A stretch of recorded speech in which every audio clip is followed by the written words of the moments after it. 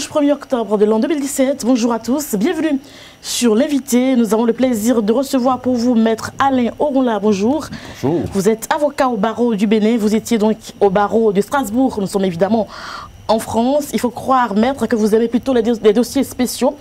On vous a vu dans le dossier Angelo Oussou, Sébastien Diavon, Patrice Talon et l'affaire Banamé et plusieurs autres affaires de haute importance. Nous en parlerons dans quelques instants. Et pour conclure l'entretien, je suis avec Kader Achirou. Bienvenue. Bonjour Nadège, bonjour. Maître, bonjour. Bonjour. Alors, actuellement, le dossier que vous défendez, c'est le dossier lié à cette affaire de Banamé. Alors, dites-nous de quoi s'agit-il? Écoutez, je ne peux pas vous en parler en toute liberté puisque c'est une affaire qui est en cours d'instruction.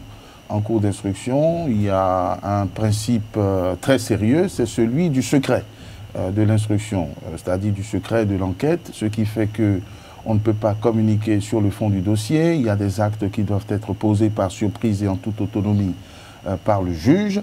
Alors, il faut éclairer les gens, évidemment. Moi, je ne suis pas couvert, je ne suis pas tenu au secret de l'instruction, mais je le respecte. Je suis tenu au secret professionnel et il n'est pas dans mes intentions de poser des actes qui sortent totalement du cadre des responsabilités que j'assume, c'est-à-dire de révéler ce qui se passe. Néanmoins, il y a des faits qui sont connus de tous et sur lesquels il n'y a aucune raison de faire mystère. L'affaire dite de Banamé, relative au décès d'un certain nombre de compatriotes que nous avons dû déplorer courant février, à l'occasion, je dirais, de cérémonies qui avaient été ordonnées par la hiérarchie de cette mission de Banamé. Une cérémonie qui a consisté à observer une neuvaine. Les chrétiens comprennent ce que je suis en train de dire.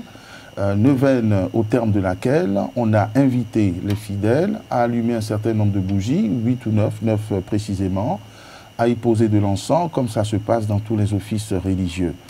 Et dans le cadre, je dirais, de cette cérémonie, certaines personnes seraient décédées. 4 au départ, et puis il y en a eu d'autres. Elles sont décédées et les autorités ont estimé devoir voir de plus près de quoi il s'est agi, ce qui a suscité l'ouverture d'une enquête puis d'une information. C'est cette affaire qu'on a qualifiée affaire Banamé, puisque avant que les juges n'aient à se prononcer, puisque au stade actuel des choses, on ne peut accuser de rien, on ne peut juger de rien, on ne peut condamner de rien, et c'est précisément parce qu'on ne sait pas ce qui s'est passé qu'il y a eu l'ouverture d'une information, mais nous avons eu des juges dans l'opinion publique qui ont conclu de manière sommaire et expéditive à l'incrimination, à soutenir que c'est des décès qui auraient été planifiés ou dont serait responsable cette mission de Banamé, et puis on a décerné des mandats de dépôt, etc., d'arrêt au sein donc de l'opinion publique, au sein de WhatsApp. Mais la justice est beaucoup plus humble et plus lente. Elle enquête, ce qui signifie qu'elle ne sait pas ce qui s'est passé, qu'elle cherche à savoir ce qui s'est passé, et je suis sûr qu'elle nous situera sur ce qui se serait passé et qui serait d'éventuels responsables de ce qui se serait passé. Alors, Maître, aujourd'hui, à quel niveau le dossier est exactement? Seul le magistrat instructeur pourra nous situer sur les actes qu'il a posés et qu'il reste à poser. Je reprends la précaution plus qu'utile de rappeler que c'est couvert par le secret, mais les auditions ont déjà eu lieu, de nombreuses auditions, des mesures d'investigation comme les expertises, etc. Ont déjà été posées. Donc le dossier est toujours en cours d'enquête et nous verrons probablement bientôt le bout du tunnel. Alors, concernant le mandat d'arrêt qui est décerné à l'encontre de la hiérarchie de l'église de Banamé, qu'est-ce que vous pouvez répondre à cela? Et est-ce que, au préalable, est-ce qu'il y avait déjà eu une convocation adressée?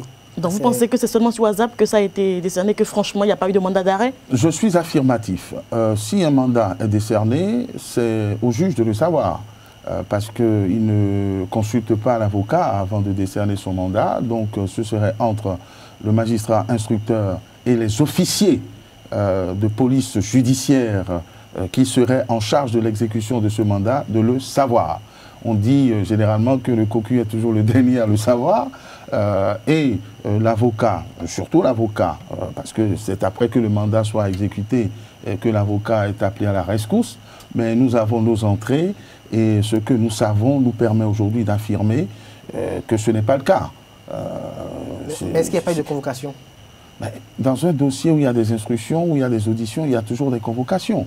Et là aussi, le juge... la dite convocation pour quel nom déjà? Le juge ne nous consulte pas sur qui il voudrait convoquer ou pas. Bon, maintenant, pour couper court aux rumeurs, je ne crois pas que le juge soit suffisamment fou pour convoquer Dieu. Donc il faut que les choses soient dans les normes. S'il doit y avoir des convocations, ces convocations, d'après le Code de procédure pénale, ne peuvent être adressées qu'à des personnes physiques. Vous imaginez qu'on écrive dans les réseaux sociaux que le chien du pape a été convoqué, ça n'aurait pas de sens. Donc, franchement. ça n'aurait aucun sens. Les convocations sont adressées aux gens qui sont susceptibles de concourir à la manifestation de la vérité. Les experts peuvent être réquisitionnés, les témoins peuvent être convoqués, tous ceux qui ont quelque chose à dire peuvent être invités ou convoqués. Et donc, il ne peut s'agir que de personnes physiques, en principe, sauf si j'ai perdu quelques notions de droit. Et quand on convoque ou quand on invite, ça ne veut pas forcément dire que l'on est dans le collimateur. Ça veut dire que votre concours est attendu sous quelque forme pour éclairer le juge, pour aider à la manifestation de la vérité.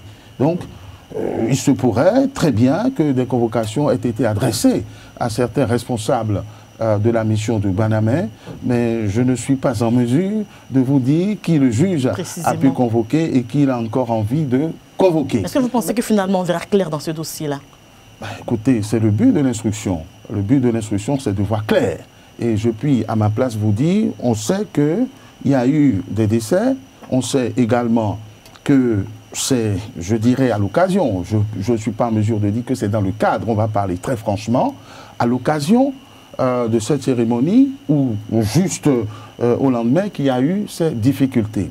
Alors, les décès peuvent s'expliquer par l'intoxication, ça peut s'expliquer par des malaises dus à des gens qui n'ont pas de résistance aux fumées dégagées. Ce n'est pas forcément, si vous voulez, les bougies allumées ou l'encens qui seraient la cause de ces décès, puisque l'église de Banamé compte des millions de fidèles qui ont observé ces cérémonies. Des millions. Elle revendique 5 millions de fidèles, dont au moins 4 au Bénin. Alors, nous n'avons pas besoin de sortir de Polytechnique pour savoir que nos compatriotes qui sont de cette confession sont nombreux. Ils sont au moins une centaine de milliers qui ont observé cette cérémonie. C'est étrange que l'on n'ait déploré aucun décès partout ailleurs au Bénin que dans cette localité particulière, c'est-à-dire dans les environs de Porto Novo. 4 décès dans les environs de Porto Novo. Il n'y a pas eu de décès déploré à Porto Novo même. Il n'y en a pas eu à Cotonou, il n'y en a pas eu à Godomé, il n'y en a pas eu à Calavi, il n'y en a pas eu à Abomey, il n'y en a pas eu à Baïko, il n'y en a pas eu à Banamé, il n'y en a pas eu à Natitengou, Tangueta, Parakou. Ça veut dire qu'on peut raisonnablement exclure l'entière responsabilité ou la cause, l'explication de la cause de ces décès aux bougies et aux encens qui ont été utilisés puisque tous proviennent des mêmes sources. La deuxième observation, c'est que on ne sait pas quel usage a pu être fait de ces bougies dans les familles où on a malheureusement déploré ces drames. Donc c'est vous dire que c'est l'humilité et la prudence qui s'imposent dans le déroulement de cette affaire plutôt que les jugements hâtifs qui cachent mal une certaine volonté d'en découdre avec cette église de Banamé que l'on aime ou que l'on n'aime pas. Mais quand on est à la recherche de la manifestation de la vérité, on ne pose pas de postulat, il n'y a pas de préjugés, il n'y a pas de préjugement. Donc, à titre personnel, je me permets, puisque moi je suis quelqu'un qui prend des risques, je pronostique qu'une enquête sérieusement menée ne peut conduire à expliquer les différents décès, déjà par l'intoxication. Et même s'il y a intoxication, ça ne veut pas dire qu'on a invité les gens à s'intoxiquer. On a invité les gens à allumer les bougies et ça s'allume partout dans le monde, dans les églises, dans les églises chrétiennes, même dans d'autres temples qui ne sont pas des églises. Ça existe chez les christianistes célestes. On a déploré des incendies dus à des bougies allumées et imprudemment laissées, sans que ça ait suscité le moins de débat. Donc si cette affaire qui requiert prudence, méthode et surtout confidentialité se retrouve à travers les réseaux sociaux, relayée par la presse, l'opinion publique, c'est que le problème est ailleurs, plus que dans la recherche de la manifestation de la vérité. Le problème, c'est dans les mois que suscite cette mission de Banamé pour des raisons que seuls ses détracteurs peuvent nous expliquer. Alors tout à l'heure, vous avez dit que le juge d'instruction a quand même convoqué la hiérarchie de la mission de Banamé. Alors, est-ce qu'ils ont répondu à l'appel? Je n'ai pas parlé de la hiérarchie, j'ai dit que le juge est susceptible de les convoquer. Bon, maintenant, on ne va pas être hypocrite. Il m'est parvenu que certains responsables de l'Église ont été convoqués. Et quand on est convoqué, et comme je vous l'ai indiqué, on peut l'être à titre de témoin, à titre de sachant, bref, concourir à la manifestation de la vérité. Puisqu'à ce stade, donc, il n'y a pas d'inculpation. C'est véritablement au niveau de l'inculpation que l'on commence à être poursuivi, à être recherché, à être suspecté. Et ce n'est qu'à ce moment-là que l'avocat peut s'exprimer valablement devant l'autorité judiciaire. Mais connaissant le dossier, je dis que pour l'instant, nous n'en sommes pas encore là et que nous cherchons avec les autorités où se trouve la vérité afin de lever tout équivoque, toute ambiguïté, tout doute, n'est-ce pas, sur l'éclairage à apporter à ce drame que nous déplorons tous et l'église de Banamé avant quiconque. Alors, Maître Alain Orola, franchement, personnellement, quelle lecture faites-vous de ce dossier-là? C'est un dossier ordinaire. Pour vous? Mais bien sûr, comme il y en a malheureusement des centaines d'autres par mois, parce que il y a le crime, mais il y a aussi des décès accidentels, il y a des blessures involontaires, etc. C'est un dossier classique confié à un juge d'instruction compétent, professionnel, qui n'aurait pas suscité d'émoi ni de débat si ce n'était la personnalité des acteurs en présence. Voilà. En fait, ce qui fait polémique, c'est la mission de Banamé. Et donc, et c'est ce qui pollue, malheureusement. Alors, je voudrais dire à ceux qui se livrent à cette intoxication et qui crient vengeance pour ceux qui ne sont même pas en mesure d'expliquer ou de justifier, s'ils sont de bons citoyens, et je pense qu'ils peuvent l'être, c'est de laisser la justice faire son travail en toute tranquillité, en toute sérénité, et de ne pas s'empresser de livrer à la vindicte des juges qui ne tomberont pas dans ce piège, ceux qui ne peuvent pas combattre spirituellement. C'est sûr que la mission de Banamé, dans les objectifs qu'elle s'est fixés, dérange beaucoup de gens. C'est une mission qui est là pour lutter contre les gens de l'ombre, des ténèbres, etc., comme toute confession religieuse, comme toute église ou toute mosquée, etc. Donc, cette mission, si elle n'est pas travestie, il n'y a pas de raison qu'elle ne se poursuive pas et que le combat se fasse sur d'autres terrains que sur une tentative d'instrumentalisation de la justice pour neutraliser des dignitaires d'une religion qui dérange beaucoup. Alors, est-ce qu'à cet effet, vous avez un message à l'endroit de la population béninoise pour apaiser quand même les... Parce qu'on a quand même l'impression que ça crée beaucoup d'intrigues, cette affaire de Banamé sur les réseaux sociaux. On a l'impression qu'il y a un appel quand même à la révolte, carrément, quoi. Mais bien sûr, ceux qui veulent déstabiliser la paix et la concorde, on parle de dialogue interreligieux, mais ceux qui veulent déstabiliser, c'est ceux qui mettent de l'huile sur le feu, en vain. Ce n'est pas le rôle des Béninois, des citoyens, d'appeler à la désobéissance à notre Constitution, qui dit que notre État est laïque, qui reconnaît toutes les religions, dès lors que les associations qui les promeuvent sont régulièrement inscrites. Donc si le débat devient un débat WhatsApp, c'est que l'intelligence et le respect de la loi ont déserté le forum. Donc il faut, moi je les invite à se conformer aux lois de la République. S'ils font vraiment confiance, et ils doivent faire confiance à la justice de notre pays. En tout cas, moi, je fais confiance à la justice de notre pays. Ils doivent laisser les autorités judiciaires faire le travail que personne d'autre que leur sens du devoir les ont amenés à faire.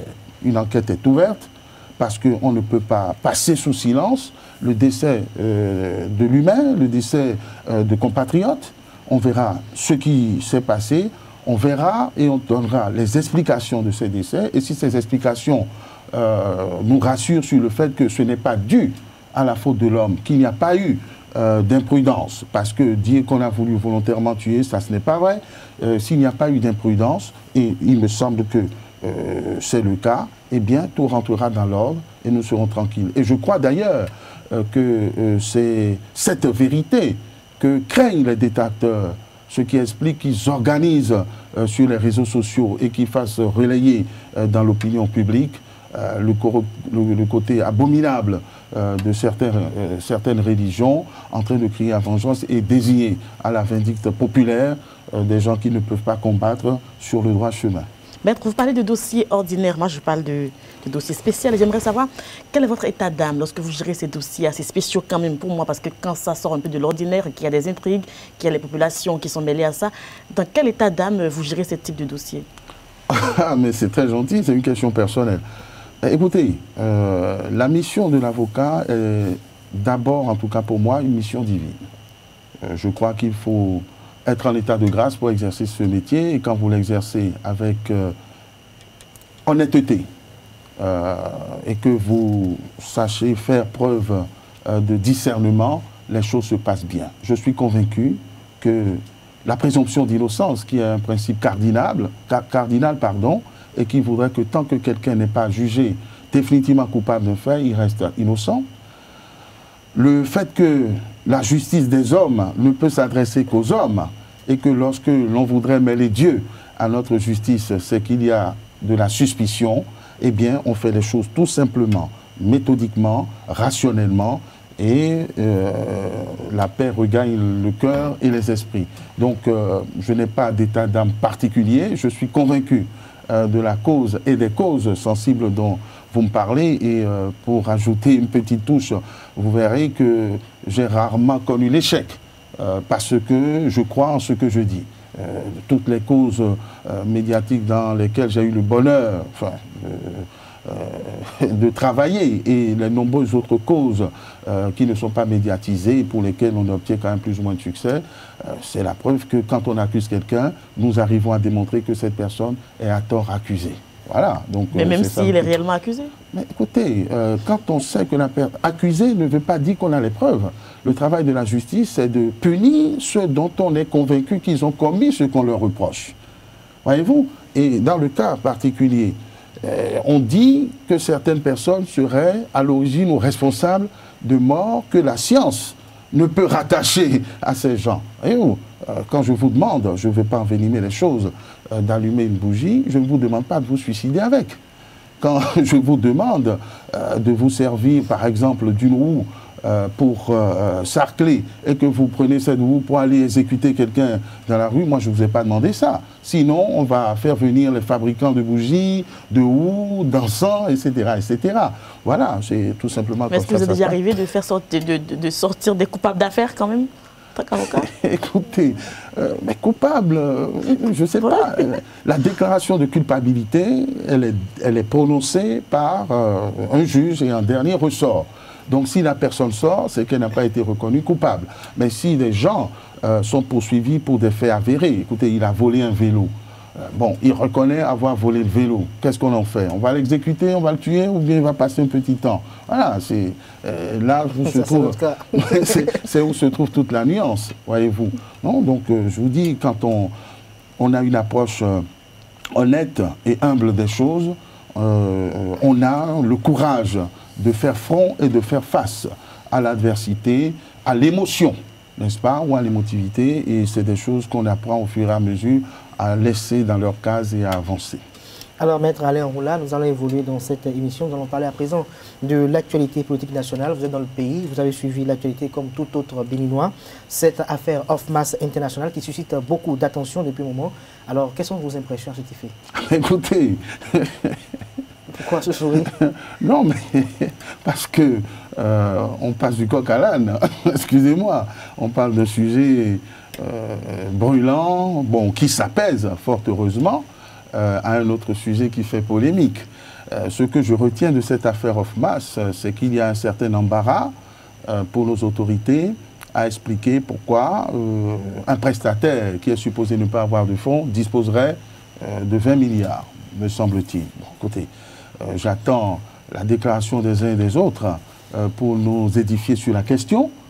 si il est vrai que la société Ofmas a effectivement perçu 20 milliards, parce que moi, je n'ai pas vu les virements, hein, mais leur silence cache beaucoup de choses, eh bien, il faudra que l'État ou les animateurs de l'État nous expliquent, n'est-ce pas, les raisons certainement bien fondées qui les ont conduits à faire cette dérogation aux règles qu'elles ont elles-mêmes posées, à savoir que l'État n'a pas les moyens d'avancer les financements des travaux ambitieux en cours, que c'est aux groupes qui sont capables de mobiliser, n'est-ce pas, cet argent, que ces travaux doivent être confiés de gré à gré, et de cette façon, on en a exclu un certain nombre.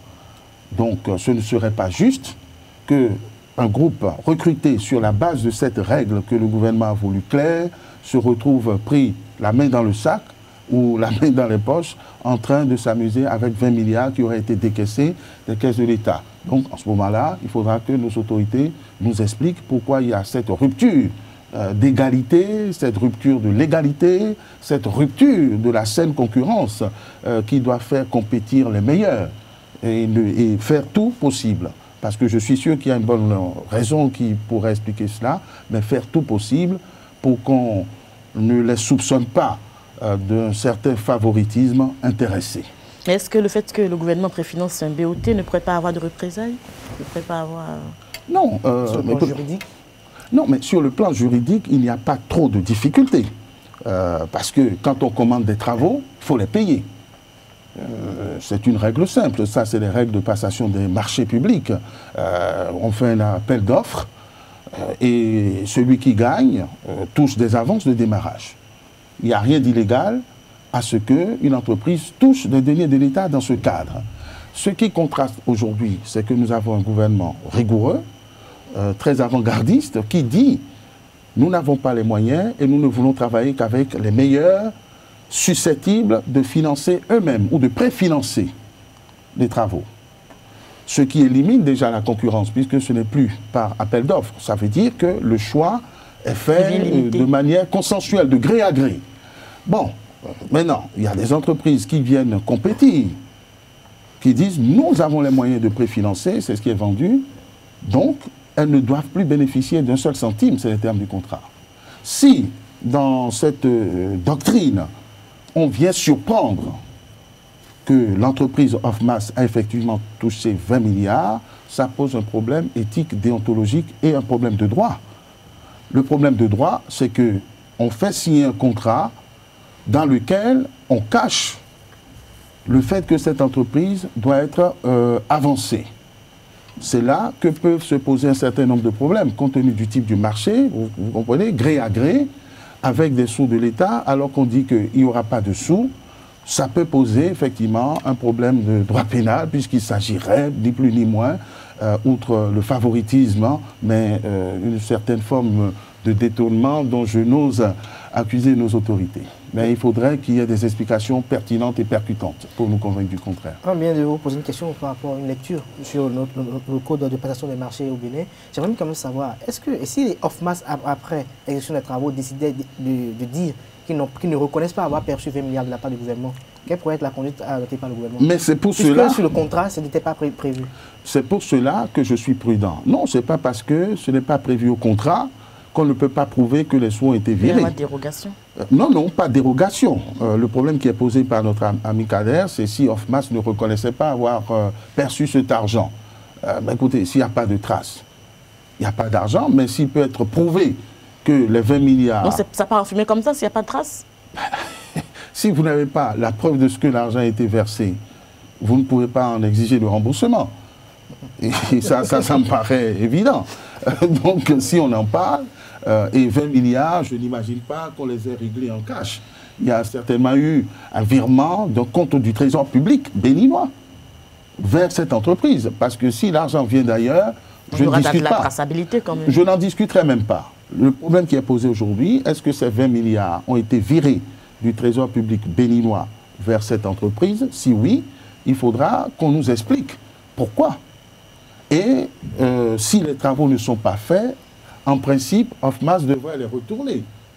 Mais il se pourrait très bien que Hoffmann s'entoure de très bons professionnels qui se disent que ce qui est pris n'est plus à rembourser et que si les travaux n'ont pas été exécutés, c'est parce qu'on les en a empêchés. Ça s'appelle les dommages et intérêts. Alors, concernant le code des marchés, de passation des marchés publics, quel est le fait de cela et comment percevez-vous l'atmosphère dans lequel plutôt le chef de l'État actuel effectue ces passations des marchés? Écoutez, vous savez, il y a un de nos grands défenseurs de la transparence, de la probité, bref, de la lutte contre la corruption. Je veux parler de mon ami, mon frère et client Assogba Alcrer, qui dit qu'il ne va pas être le seul fou de la République. Je me suis engagé en tant que citoyen, prenant les risques de privation de liberté et surtout de privation de patrimoine, parce que j'ai quand même le droit aussi de partager, à dire et à dénoncer ce qui ne va pas. On vous traite d'opposants, on vous met de côté et les Béninois continuent de rigoler et d'applaudir les receleurs qui distribuent les fonds de l'État. Alors, je ne vais pas être celui-là aujourd'hui qui va critiquer la démarche du président de la République élu à 65%, plébiscité, et dont les Béninois sont contents. Voilà. Au moment de la campagne qui est terminée, bien que je ne sois pas politicien, j'ai pris publiquement parti pour un certain nombre de principes dont j'avais peur qu'ils soient écornés avec une présidence qui serait issue des rangs d'hommes d'affaires. L'homme d'affaires, on ne change pas la nature des choses. L'homme d'affaires est à la recherche du pragmatisme, de la rentabilité, ce qui peut poser problème dans la gestion d'un pays comme le nôtre où on a encore besoin d'être accompagné tout doucement. Voilà, le président de la République a été élu à plus de 65%. Il engage ses réformes avec une certaine rapidité. Ça trouble, ce n'est pas à moi aujourd'hui de venir me prononcer sur cette question qui pour moi est dépassée. Donc tout ce qui peut être fait, eh ben, c'est des efforts supplémentaires de concertation, de pédagogie pour expliquer les choses, n'est-ce pas, en attendant que les résultats ne se manifestent véritablement. Maître Alain Orula, dernière question, est-ce que vous êtes quand même fier du système judiciaire aujourd'hui dans notre pays? La question mérite d'être posée. Ma réponse doit être nuancée. Pourquoi elle doit être nuancée? Parce que c'est mon univers. Parce que on ne peut pas être en permanence en rupture avec ses partenaires de travail qui font toujours les efforts d'aller mieux. Mais j'ai vu et j'ai vécu mieux et je rêve que ceux qui animent cette justice, je veux parler des magistrats, des greffiers, de tout le personnel judiciaire, même dans notre rang d'avocats, je voudrais que nous arrivions à embrasser de manière indécrottable l'idéal pour lequel nous sommes là, chacun selon son dû et justice pour le plus grand nombre. L'environnement, aujourd'hui tel qu'il est, avec les pressions qui viennent de part et d'autre, bien sûr de certaines autorités, mais aussi, surtout de la part des nombreux justiciables, cet environnement fait qu'on ne peut pas avoir des résultats pour une justice efficace. Parce que mettons les pieds dans le plat, on a toujours reproché aux dirigeants de peser sur le fonctionnement de la justice. Je connais beaucoup de magistrats qui résistent admirablement, mais il faut aussi regarder du côté de nos amis, de nos compatriotes des justiciables, qui ne croient pas en cette justice et qui pensent qu'il faut toujours entreprendre des démarches parallèles. Ça aussi, c'est des pressions à dénoncer. Et les juges, et nous autres, nous sommes des hommes, nous y sommes aussi très sensibles. Donc tant que l'environnement et la mentalité des Béninois n'auront pas changé, nous ne pourrons pas attendre de notre justice qu'elle soit au top et au maximum de ce qu'elle peut déployer. Mais en attendant, je trouve que la justice fonctionne plutôt très bien et que c'est la seule institution qui, vaille que vaille, reste debout.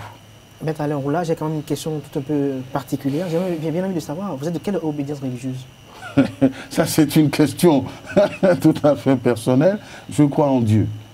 Oui, vous croyez en Dieu, mais par quel canevas déjà? Je crois en Dieu qui se manifeste à travers tous les temps et tous les ans, et tous les âges, et toutes les sources d'inspiration. Vous m'esquivez toujours la question. Vous êtes musulman, vous êtes animiste, vous êtes chrétien. Je suis fils de Dieu.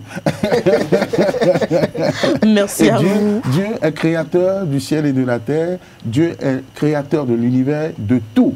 Tout ce qui vit et respire, quel que soit le canal, est création ou créature de Dieu. Nous sommes tous fils de Dieu. Même Satan. Merci à vous, Maître Alain Ouroula, pour avoir accepté notre invitation. Vous étiez notre invité donc, sur Zawi TV. On retiendra de l'entretien que tant que l'environnement et la mentalité des Béninois n'auraient pas changé, ne seront pas au top de notre justice. L'appel est donc lancé à nous tous pour que les mentalités puissent évoluer et puissent effectivement changer dans le bon sens. Kader Achirou, merci à vous. Merci d'avoir conduit l'entretien avec moi, Maître. Bon dimanche à vous. Merci. Merci à tous et à toutes pour l'attention. On va se retrouver le dimanche prochain avec le même plaisir. Portez-vous bien et très bon week-end.